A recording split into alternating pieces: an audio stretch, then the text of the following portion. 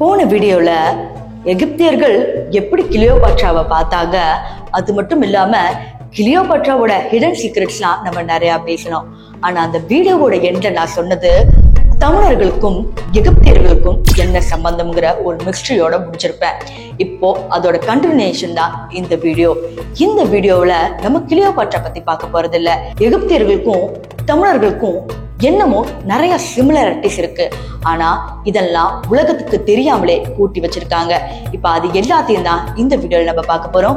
வாங்க வீடியோக்குள்ள போகலாம். நான் சிவரஞ்சனி ஹிஸ்டரியில இருந்து. எகிப்திய மக்கள் உடுத்துற உடை, இதை பார்த்த உடனே உங்களுக்கு எதுவுமே கண்டுபிடிக்க முடியாது. ஆனா நீங்க நல்லா உற்று கவனிச்சாதான் தெரியும். இந்த எகிப்திய மன்னன் அணிஞ்சிருக்கிற ஆடை வேஷ்டி. வேஷ்டிங்கிறது எகிப்துல மட்டும் இல்ல, நம்ம தமிழகத்துல இருந்த ஒரு விஷயமாச்சே. இதுல இருந்தே தெரியுது தமிழர்களுக்கும் எகிப்திய மக்களுக்கும் எந்த மாதிரி ஒரு நட்புறவு இருந்திருக்குன்னு. இதையும் தாண்டி நிறைய விஷயங்கள் இப்ப நான் சொல்ல போறேன், தொடர்ந்து கேளுங்க. எகிப்திய மக்கள் இறந்ததுக்கு அப்புறம் திருப்பி வருவாங்கன்னு சொல்லி மம்மிஃபிகேஷன் பண்ணி பாடி எல்லாம் வச்சிருந்தாங்க. அதே மாதிரி தமிழர்களும் பண்ணிருக்காங்க அப்படின்னு சொன்னா எவ்வளவு ஆச்சரியமா இருக்கு. இது உண்மைதான். முதுமக்கள் தாழியில இறந்து போனவங்கள அந்த பெரிய பானையில அடைச்சு மண்ணுல புதைச்சு வைப்பாங்க.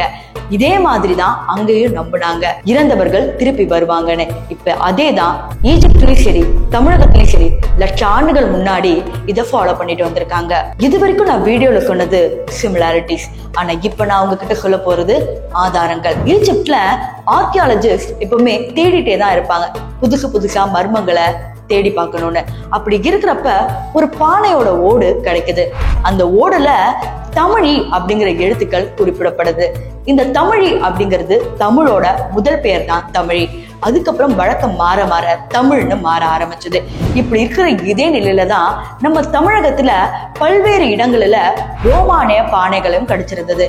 இதுல இருந்து நமக்கு என்ன தெரியுதுன்னா, ஈஜிப்ட்ல ரோமானிய ஆண்டு இருந்தாங்க, அதே மாதிரி தமிழகத்துல தமிழ் மக்கள் இருந்தாங்க.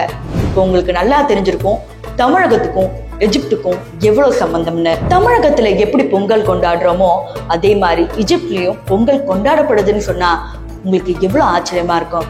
இது உண்மைதான். தமிழகத்துல பொங்கல் எதுக்காக கொண்டாடப்படுது? இயற்கைக்கு நன்றி சொல்லணும் அப்படிங்கறதுக்காக அந்த விழா கொண்டாடப்படுது. அதே மாதிரி எஜிப்ட்ல சூரியனை ரா அப்படின்னு பேர் சொல்லி அழைக்கிறாங்க. இதே மாதிரி அவங்களும் சூரியனை வணங்குறதுக்காக ஒரு விழா கொண்டாடப்பட்டுள்ளது அப்படிங்கிறது குறிப்பிடத்தக்கது. வீடியோவோட கடைசி பகுதிக்கு வந்துட்டோம். எல்லாருக்கும் சிலப்பதிகாரத்தை பத்தி நல்லாவே தெரிஞ்சிருக்கும்.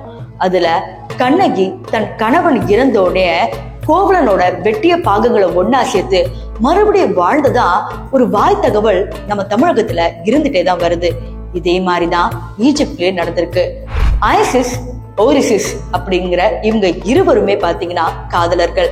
ஓரிசிஸோட தம்பி செத் அப்படிங்கிறவங்க ஓரிசிஸ கொன்னனால ஐசிஸ் பயங்கர கோபத்துல இருந்தாங்க. அதுக்கப்புறம் தன்னுடைய காதலனை காப்பாத்தணுங்கிறதுக்காக அதே மாதிரி வெட்டப்பட்ட பாகங்களான தன்னுடைய காதலனை ஒண்ணு சேர்த்திருக்காங்க. இந்த கதையும் ஒரே மாதிரி இருக்கேன்னு கேட்டீங்களா? இது உண்மைதான். சிலப்பதிகாரத்துல என்ன கதை சொன்னாங்களோ இதே மாதிரி ஈஜிப்ட்லயும் ஒரு கதை இருக்கு. இதையும் தாண்டி மிஸ்ட்ரியா சொல்லணும்னா, இப்ப நான் சொன்ன ஐசிஸ் ஓரிசிஸ் அப்படிங்கிற இந்த இரு மனிதர்களை அப்போ கடவுளா பார்த்தாங்க.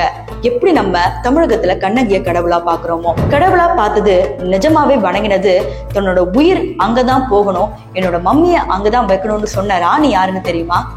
கிளியோபாட்ரா. இந்த வீடியோல உங்களுக்கு நல்லாவே தெரிஞ்சிருக்கும், கிளியோபாட்ரா வரைக்கும் நம்மளுடைய தமிழ் கதைகள் போயிருக்கு. எஜிப்டுக்கும் தமிழகத்துக்கும் எவ்வளவோ சம்பந்தங்கள் இருக்கு. ஆனா அரசியல் பின்னணினாலையும் தமிழ் வளரவே கூடாது அப்படின்ற பின்னணியாலையும் இத்தனை விஷயங்கள் தெரியாமலே போயிருக்கு. இப்போ உங்களுக்கு நிறைய தெரிஞ்சிருக்கும்னு நினைக்கிறேன். உங்களுக்கு தெரிஞ்ச தமிழர்கள், தெரியாத தமிழர்கள் எல்லாருக்கும் இந்த வீடியோவை அனுப்பி தமிழ் எப்படிப்பட்டது அப்படிங்கறத சொல்லுங்க.